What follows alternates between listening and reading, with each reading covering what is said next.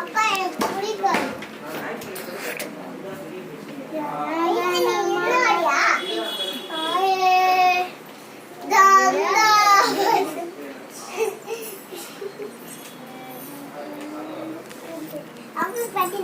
சரி சொல்லலாம்.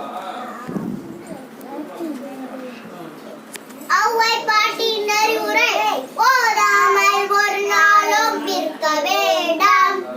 மாதாவை ஒரு நாளும் மறக்க வேண்டாம். வஞ்சனைகள் செய்வோரை இணங்க வேண்டாம். அடுத்தவரை ஒரு நாளும் கெடுக்க வேண்டாம். முத்தோசல் வார்த்தைகளை மறக்க வேண்டாம். பொன்படவு வார்த்தைகளை சொல்ல வேண்டாம்.